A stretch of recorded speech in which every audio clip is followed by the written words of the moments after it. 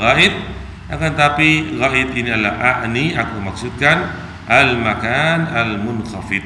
Kata Syekh Utsaimin, yaitu al-ghaid di sini maksudnya adalah tempat yang rendah, munkhafid, bukan tempat yang tinggi tapi tempat yang datar yang rendah. Minal ardi, dari bumi, dari tanah. La yatanabuhu an-nas illa li ajli qada'il hajah. Tidaklah manusia itu pergi ke sana kecuali hanya untuk buang hajat, yaitu buang air besar atau buang air kecil. Itu menerangkan tentang kalimat al-ghaid. Wa qauluhu falyastatir, maka hendaklah dia menutupi dirinya. Ya, di sini lam huna lam amr, itu fal, itu ada lam dibaca dengan sukun kena ketemu dengan huruf fa. Itu lam amr masuk dalam fi'il mudhari'. Wal amru yuhtamal al-wujub.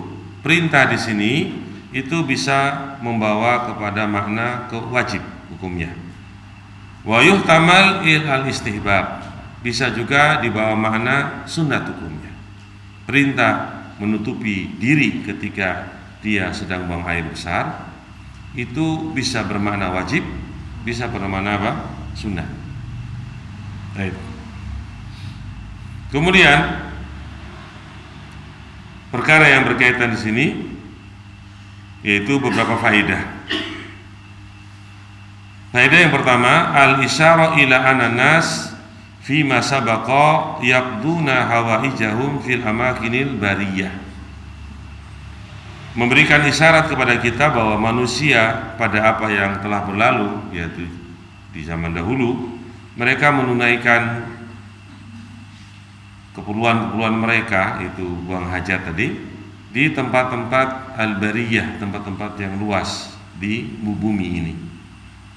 Au ada khiliyah fil balad, atau tempat-tempat yang masuk ke suatu negeri, suatu tempat, ada tempat-tempat yang jauh dari perkampungan, atau tempat itu masuk dalam suatu perkampungan.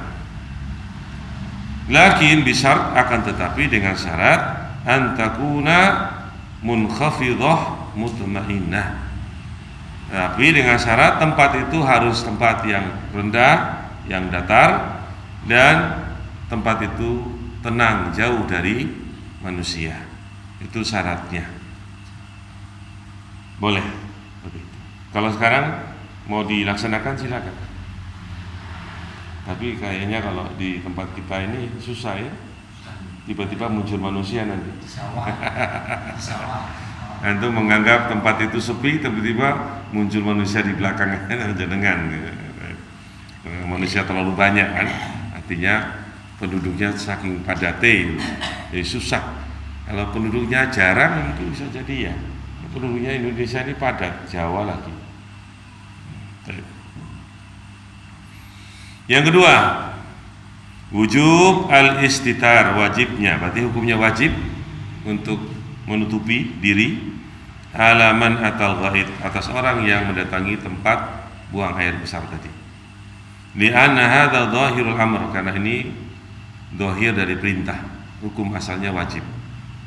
Jadi hukum asal perintah itu adalah wajib selama tidak ada dalil yang menunjukkan kepada hukum selainnya, itu berpindah kepada hukum sunat misalnya. Baik. Lakin al-qawaid, akan tapi kaidah-kaidah ini taqtadi annahu yakhtalif, menuntut bahwasanya berbeda-beda. Kaidah-kaidah yang dipakai ini bisa menuntut pada perkara yang berbeda dalam hukumnya. Fal istitar, maka menutupi diri ketika buang air itu, bihaitsu la tura al aurat, itu dilihat dari sisi tidak ditampakkannya aurat, itu maksudnya. Maka itu hukumnya wajib. Jadi kaidah ini bahwa setiap perintah adalah wajib, itu bisa mengandung beberapa kemungkinan perselisihan. Yang pertama, dikatakan wajib kalau memang dilihat dari tidak dilihatkan aurat, maka wajib orang itu menutupi apa? Auratnya. Wal istitar fi ma zada ala dzalik sunnah. Dan menutupi lebih dari sekedar menutupi aurat, lebih dari itu sunat hukumnya. Paham ya?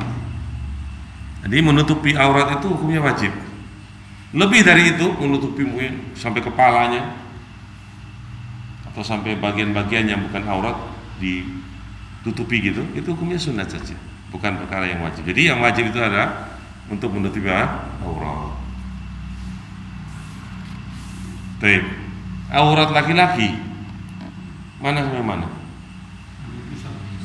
Sampai pusar, kaki sampai pusar, lutut, lutut sampai pusar. Menurut satu pendapat dengan hadis yang diposisikan, ya, baina rukbah wa surah, rukbah, lutut dan surah. Itu menurut pendapat dari hadis yang diposisikan. Ada yang mengatakan hasan, ada yang mengatakan dhaif. Baik, kalau yang mengatakan hasan berarti auratnya demikian, laki-laki. Ya, kalau mengatakan dia dhaif berarti auratnya mana? Auratnya aurat ghalidhah. Aurat kemaluan dan semisalnya dari belakangnya, depan dan belakang. Ya. Sedangkan aurat wanita adalah keseluruhannya kecuali telapak tangan dan wajah. Ya.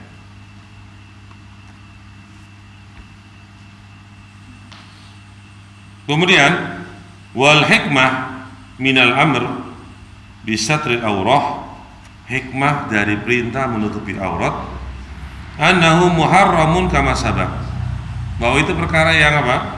Yang haram kalau ditampakkan. Ya, perkara yang haram kalau orang itu menampakkan apa? Auratnya. Ini zaman sekarang laki-laki perempuan sama saja. Aurat yang ditampakkan tidak malu-malu. Ya kan, di negeri barat, ya, itu aurat itu sudah biasa, akan menjadi konsumsi. Nah, ini kita ngomong kenyataan ya, kita hidup di zaman milenial kan, kita berbicara itu untuk mengambil pelajaran bahwa kita sebenarnya tidak seperti itu. Jangan ikut-ikutan. Kita orang-orang Islam, mukmin, hidup di negeri yang banyak kaum musliminnya, belajar agama Allah, ada masjid, sholat 5 waktu padanya, mendengar pembicaraan ilmu dari berbagai tempat. Harusnya kita tidak mengikuti, begitu maksudnya. Harusnya kita ada pembeda. Apalagi kita bukan hidup di negeri yang sana, negeri banyak muslimin. Ya. Itu namanya zamannya sudah mungkin zaman yang terlalu jauh dari zaman kebaikan, di zaman Rasul SAW dan generasi kedua setelahnya. Tsumma ladina yalunahum, tsumma ladina yalunahum. Khairun nas qarni, sebaik-baik manusia kurunku. Tsumma ladina yalunahum, tsumma ladina yalunahum. Kemudian kurun setelahnya, kurun tabi'in, kurun setelahnya tabi'ut tabi'in. Setelah itu Nabi tidak mengatakan ada kebaikan lagi. Insyaallah. Hadis sahih ya. Baik, kemudian wa annahu yujib ayatasabbah al-insan al-muhtarim bil hayawan. Yang demikian itu ketika manusia itu sudah tidak memperhatikan masalah aurat, maka wajib mereka itu disamakan dengan dengan binatang. Coba kalau binatang pakai celana, rasanya heran tak? Rasanya ajaib tak? Tiba-tiba muncul sapi dikasih dikasih kakok. Rasanya satu yang aneh. Asalnya memang dia nggak pakai apa-apa begitu loh. Nah, kalau manusia itu tidak menggunakan kakok, selembar kain atau sehelai benang. Tidak ada sekali benang pun nggak ada, itu sudah seperti binatang yang asalnya memang seperti itu. Kira-kira mau disamakan dengan binatang apa enggak? Ya enggak mau lah orang itu. Asalnya begitu, tapi lupa, tapi tidak sadar. Ini apa ya? Ya itulah. Ini pelajarannya, walaupun berbicara tentang mendatangi tempat untuk buang air, kita sudah bicara kemarin juga banyak. Tapi di sini ada hikmah-hikmah yang bisa diambil. Ya, pada pelajaran-pelajaran tentang adab Islam. Amma binisbati li ghairi aurah, adapun kalau disandarkan kepada selain aurat, fali'annahu minal haya, maka ini bagian dari rasa malu pula. Wa qad qala Nabi sallam al-haya'u minal iman atau syu'batun minal iman, bahwa rasa malu itu bagian dari cabang keimanan.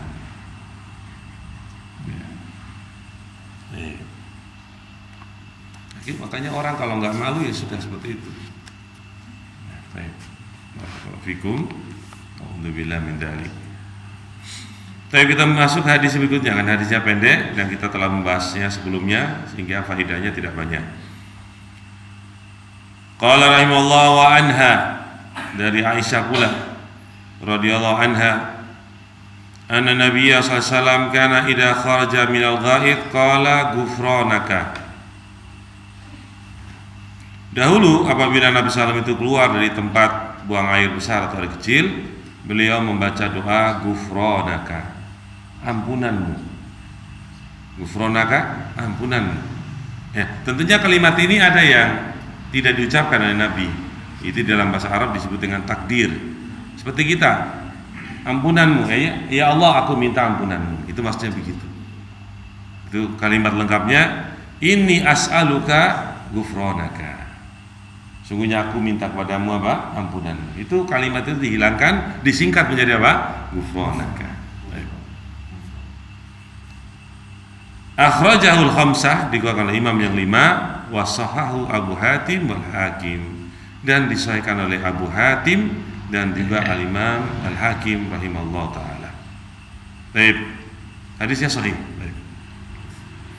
Qauluha atau ucapan Aisyah, kana idza kharaja, dahulu apabila Nabi itu keluar, yakni maksudnya idza kharaja bil fi'il, yaitu Nabi keluar untuk berbuat sesuatu.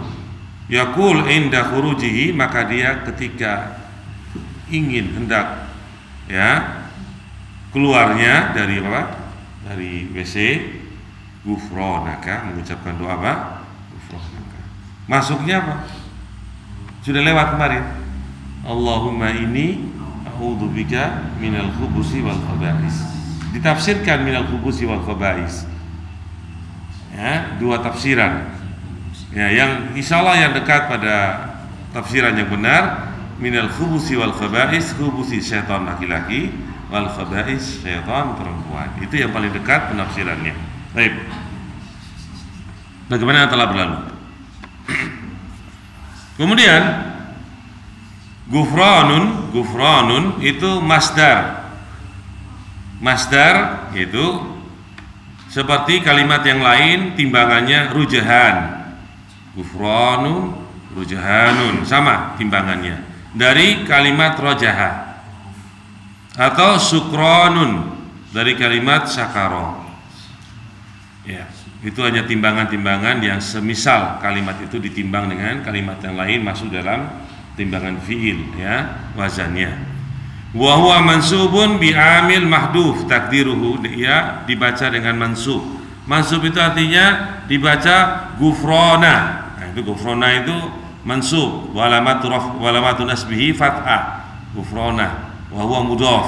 Mudhaf ilaih ka itu mudhaf ilaih, yaitu apa, fi mahali jarrin mabni alal fathah, ka itu mabni alal fathah. Jadi dalam bahasa Arab seperti itu. Nah, takdirnya apa? Takdir kalam yang lengkap, as'aluka ghufranaka, aku minta kepadamu ampunanmu ya Allah. Pahami? Ya. Berarti ghufrana itu mansub maf'ulun bi, sebagai maf'ulun bi, yaitu maf'ulun bi tsani. Maf'ulun bi yang kedua. Maf'ulun bi yang pertama anta, as'aluka ka, itu namanya maf'ulun bi yang pertama. Maf'ulun bi apa? Ghufrana. Sedangkan ka mudhaf ilaih, sedangkan ka adalah mudhaf ilaih, ghufran juga sebagai mudhaf. Ya, baik. Itu pembahasan masalah yang berkaitan dengan nahwu ya. Baik. Mau belajar nahwu? Gampang insyaallah dari Ustaz Ahmad Halim nanti. Ustaz Ahmad Halim mengajar bahasa Arab terus tiap hari ya, dari dulu sampai sekarang dengan berbagai macam kitab, sehingga Anda menawarkan, ada masalah silakan Nah, gitu. Insyaallah gampang dan mudah. Wa inna ma kana yad'u bihadza du'a. Hanya saja Nabi SAW itu berdoa dengan doa ini. Monggo diamalkan nggih, Pak. Gampil, ringan, enteng. Enggak berat, hanya kadang-kadang kita lupa. Terutama yang masuk WC itu, kesusu keburu-buru. Waduh, udah lali. Ojo kelalen. Aja kelalen ya. Nah, ini yang kita lupa. Kalau keluarnya ghufranaka insyaallah sering karena gampang. Dan di luar apa? WC. Nah, kalau masuk WC itu loh, Pak. Buru-buru ke susu. Nah, ngampet. Apalagi pakai bismillah di depannya lagi. Bismillah, Allahumma ini a'udzubika minal khubuthi wal khaba'is. Wah, tambah meneh. Hanya beda 1 detik saja sudah bisa metu we. Beda 1 detik aja bisa metu we. Cicit.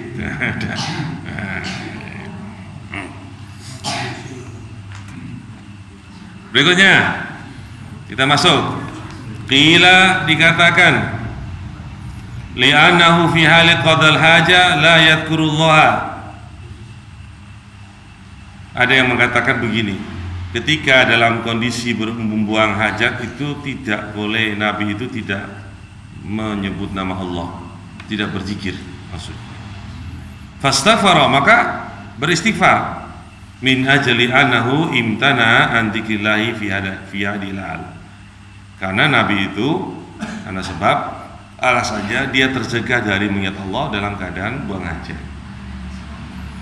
Faka'annahu adha'a waqtan, seolah-olah Nabi itu membuang-buang waktu gitu. Ini ada yang mengatakan demikian. Maka ketika tidak zikrullah ketika sedang buang hajat itu, maka nanti setelahnya istighfar gitu. Karena membuang-buang waktu gitu. Ini pendapat.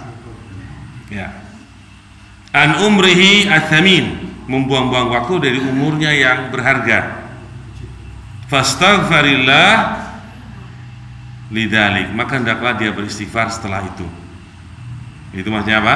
Ghufranaka itu bentuk istighfar karena alasannya karena saat dia buang hajat itu dilarang untuk mengingat Allah. Padahal 1 detik saja, 1 saat saja orang tidak berzikir pada Allah itu namanya membuang-buang waktu yang berharga. Ini ucapan yang luar biasa ini.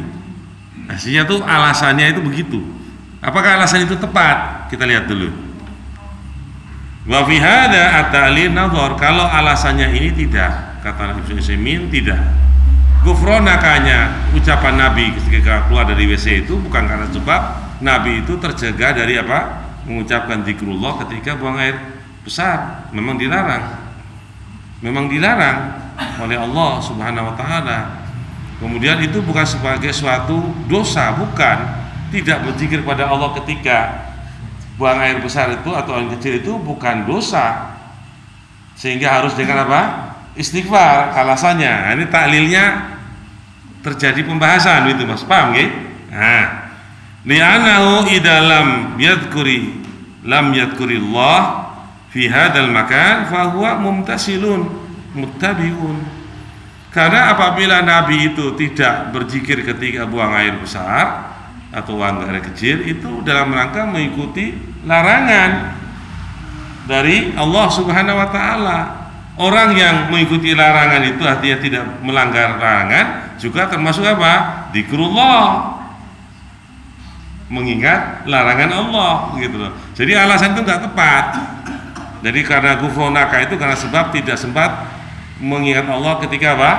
Buang air besar, kemudian setelah keluar ghufranaka, istighfar. Bukan itu maksudnya, alasannya. Ya karena memang itulah apa? Perintah Allah. Ya ketika dia keluar dari WC membaca istighfar, bukan karena alasan tidak mengingat Allah di dalam WC. Karena tidak mengingat Allah dalam WC itu ketika buang air besar itu juga larangan, tidak boleh. Sehingga orang yang menjalani ini dalam rangka tidak melaksanakan, tidak melanggar larangan Allah itu namanya juga zikrullah, hanya dalam bentuk tidak berzikir itu. Baik. Beliau contohkan walihada la nakul, Oleh sebab ini kita tidak mengatakan kepada orang yang haid, wanita yang haid. Contoh misal ini, untuk menyamakan ini, wanita yang haid idza taharat, apabila telah suci dari haidnya, waktu salat kemudian dia mandi, wa salat kemudian salat, istaghfirillah, istighfarlah kamu kepada Allah. Tidak bisa. Apa mas? Karena wanita yang sedang haid tidak boleh membaca Al-Quran. Antum tidak boleh apa? Memegang pendapat yang roji, itu tidak boleh memegang mushaf misalnya. Atau kalau membaca Al-Quran pun menurut pendapat yang lain tidak boleh kecuali hal-hal yang dia menjaganya dari hafalannya. Nah, kemudian dia suci, dia mandi, kemudian dia sholat, kemudian suruh istighfar. Karena sebab apa? Dia tidak mengingat Allah di waktu dia apa? Waktu dia haid. Tidak demikian.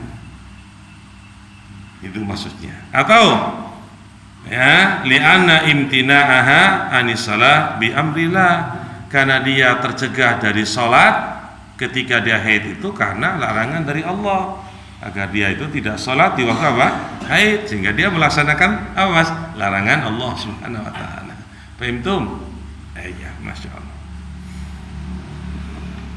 Qala ba'dul ulama, berkata sebagian ulama rahimahullah, kata Syekh Utsaimin, inna su'alal maghfirah huna lahu munasabah, bahwasanya permintaan ampunan kepada Allah di sini itu sesuai, wahia, yaitu maksudnya anal insan lama takhalla minal mu'addil hissi tadakkar al mu'addil al ma'nawi wa hiya dzunub.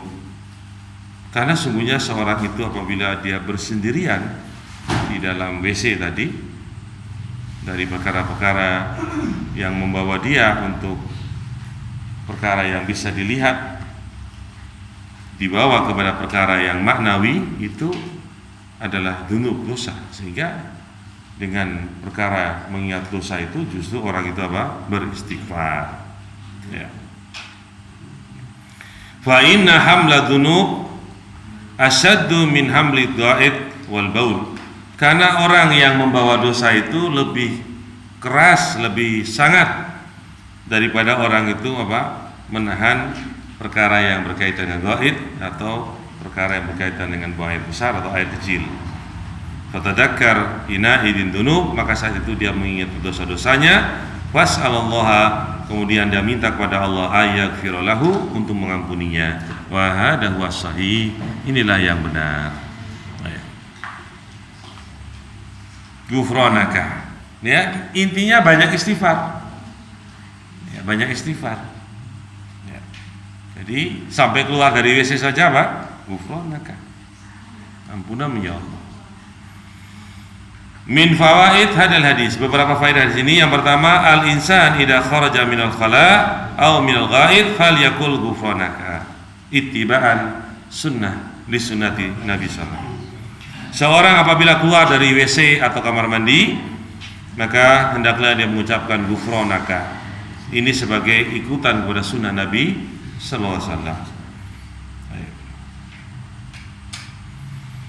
Fa in qala qail, apabila ada seorang yang berucap, berkata, bertanya, mahiyal maghfirah, apa itu makna maghfirah, ampunan? Allati yas'aluha al-insan daiman, yang manusia itu minta terus-menerus. Al-maghfirah artinya satrud danbi wa tajawazu anhu. Itu maghfirah. Yaitu maksudnya di satru, ditutupi dosa-dosanya dan diampuni darinya. Itu namanya maghfirah. Seperti kisah Aisyah membawa dalil kepada Nabi. Fa amma man utiya kitabahu bi yaminihi fasawfa yuhasabu hisaban yasira. Maka orang itu kalau dia mendapat catatan dari tangan kanan, maka dia akan dihisab dengan hisab yang ringan. Kata Aisyah, apa makna hisab yasiron, hisab yang ringan itu? Nabi kemudian mengatakan penjelasan dalam sabdanya, datang di hari kiamat nanti orang kepada Allah, seorang laki-laki kepada Allah, kemudian Allah menampakkan amalan dia, dari amalan dosa dan amalan kebaikannya. Dan dia melihat dia itu sudah binasa karena dosanya lebih banyak daripada kebaikannya. Dia sudah binasa. Ternyata Allah mengatakan apa? Aku telah menutupi satartu alaika fid dunya. Aku telah menutup dosamu di dunia. Kemudian wa aghfiru, dan aku wa aghfiru laka al yauma, dan aku mengampuni untukmu di hari ini. Nah, itu namanya hisaban apa? Yasiron. Di dunia itu sudah ditutupi dosa-dosanya. Di hari ini, di hari kiamat Allah mengampuninya. Itu namanya hisaban yasiron. Ya, bahkan kemarin saya lewat di kitab Riyadhus Shalihin dari bab yang berkaitan dengan sabar, dengan hadis-hadis yang banyak, di antaranya musibah-musibah yang tertimpa pada manusia itu justru menghapuskan dosa-dosa, musibah yang kecil maupun yang besar. Nah, bahkan orang itu, kata Syekh Utsaimin, bisa jadi orang itu sedang berjalan di muka bumi tapi dosanya sudah tidak ada, karena sering tertimpa apa? Musibah. Jadi orang itu kalau sudah tahu masalah ini, ya dia tidak terlalu galau dengan musibah yang kecil maupun yang besar. Musibah itu Nabi katakan dalam hadis, di antaranya orang yang gelisah itu musibah, gundah gulana itu juga musibah, kesedihan juga musibah,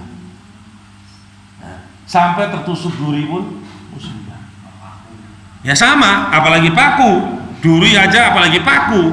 Nah, itu maksudnya ungkapannya. Orang yang diganggu saja musibah, apalagi musibah yang apalagi gas air mata, kata Pak Radmin. Ya wes, ngerti aku. Musibah, ada musibah yang besar pula tentunya, musibah pada harta yang hilang, musibah pada anak-anak kita, saudara kita, musibah pada diri kita sendiri, musibah semua.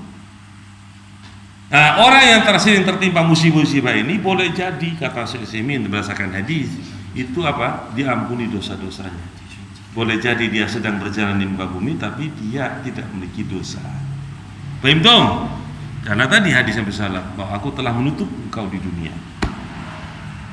Kira-kira pengharapan kita begitu apa enggak, Pak? Iya, kita mendapatkan musibah, kita juga beramal soleh. Amal soleh ini juga apa? Menghapus dosa-dosa. Semua bekerja sama, musibah dan amal soleh itu menghapuskan dosa-dosa kita. Kita berharap demikian. Baik. Sudah dan belum? Belum. Baik. Sebentar. Ya, kalau begitu ya sudah kita selesai. Masya Allah. Oleh sebab ini pelajaran yang kita ambil hari ini cukup banyak, tetapi yang paling inti adalah jangan lupa membaca doa ghufranaka, karena itulah hadis Nabi sallallahu alaihi wasallam. Monggo ada pertanyaan silakan. Ustaz. Assalamualaikum warahmatullahi wabarakatuh.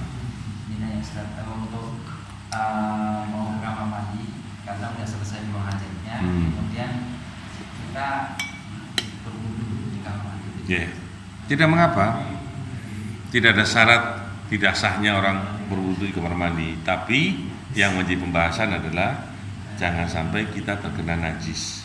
Itu saja. Niatnya niat dalam hati. Baca bismillahnya nggak usah dibacakan, dilafadzkan. Bismillah itu sunat hukumnya. Silakan saja. Ya. Asal juga tidak terkena najis. Kalau kita pastikan kamar mandi itu insya Allah sudah disiram bersih rata, selesai, nggak ada masalah. Itu adalah masalah berkaitan dengan najis. Masalah lafadz dalam baca bismillah itu sunat hukumnya, itu tidak usah dilafadzkan dengan mulut. Terus doanya ghufranaka setelah itu berdoa. Iya, ghufranaka baru berwudu, nggak ada masalah. Nggak ada masalah.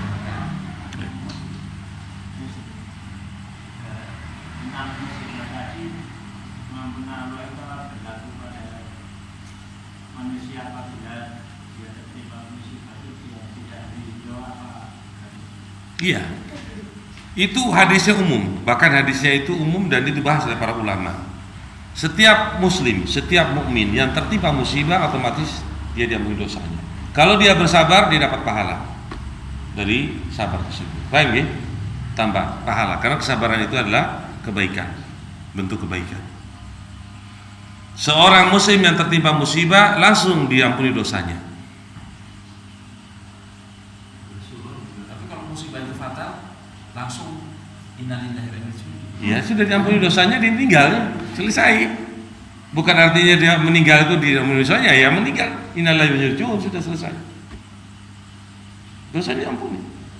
Ya, orang muslim, orang mukmin. Iya. Dan dosanya bukan dosa yang syirik ya. Dosa syirik tetap sepakat para ulama dengan dalil dari Al-Qur'an, innallaha la yaghfiru ayyushraka bihi ila akhir ayat. Itu jelas dosa syirik itu harus dengan taubatan nasuha. Maksudnya dosa-dosa yang lain, tapi dia syaratnya seorang mukmin, seorang yang beriman. Ma yusibul muslim min nasabin wala hamin wala hazanin ila akhiril hadis illa kafallahu biha minal khataya atau kama qala sallam. Seorang muslim yang tertimpa dengan kegundah-gulanaan, dengan kesedihan, dengan gangguan, dengan atas sauka sampai duri yang menusuk, kecuali Allah akan apa? Mengampuni dosa-dosa. Kalau dia bersabar, ziyadah tambahan, yaitu mendapatkan apa? Pahala dengan sabarnya. Kalau dia bersyukur, lebih tinggi lagi. Kalau dia ridho, di bawah syukur sedikit. Paham ya? Kalau dia tasahud berarti tasahudnya itu menggugurkan daripada apa yang dia dapatkan. Paham ini? Tasahud hanya memprotes, murka, itu akan menggugurkan apa yang didapatkan tadi dari pahala. Paham ya? Seorang mukmin itu dalam kondisi apapun baik. Ajaban li amril mukmin. Ajaban li amril mukmin. Kata Nabi, saya merasa takjub, heran dengan kondisi orang mukmin. Inna kulla amruhu khair. Sesungguhnya segala urusannya itu baik. Walaysa dzalika li ahadin illa lil mukmin. Tidak yang demikian itu pada seorang kecuali kepada mukmin. Idza asabat syarra sakara fahuwa khairullah. Kalau dia mendapat kesenangan, dia senang dan itu baik baginya. Wa idza asabathu dharra fasabara fakana khairullah. Kalau dia mendapatkan musibah, kemudaratan, dia sabar dan itu baik baginya. Paham nggih? Paham? Kita bahas itu ulang-ulang dalam kitab ini yang beberapa hadis. Monggo.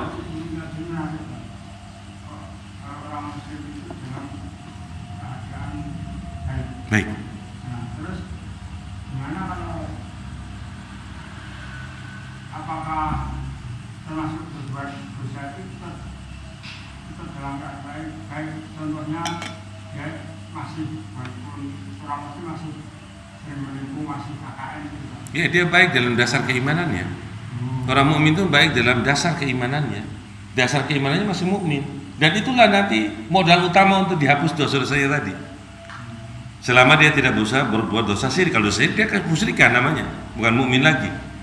Paham ya? Dasar mukmin itulah yang akan menghapus dosa-dosanya nanti. Karena nanti dengan sebab orang punya iman dalam hati walaupun sebesar zarah saja, itu bisa masuk surga karena punya kebaikan. Berarti dosanya diampuni nanti.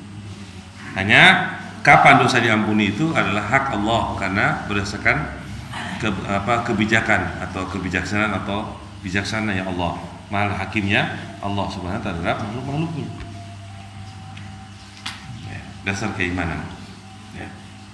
Makanya orang-orang yang pintar-pintar pejabat itu pada pakai terus yang Ya, artinya itu bahayanya begini.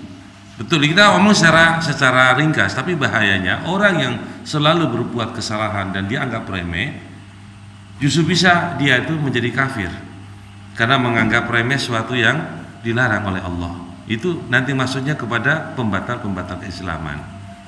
Dan sering-sering menganggap remeh ayat-ayat Allah, hadis Nabi sudah dikasih tahu, dianggap remeh. Menganggap remeh itu menganggap menghina atau menganggap remeh atau bahkan semuanya tidak peduli, itu justru bisa jadi kafir karena sebab itu. Itu pembahasan lebih panjang lagi.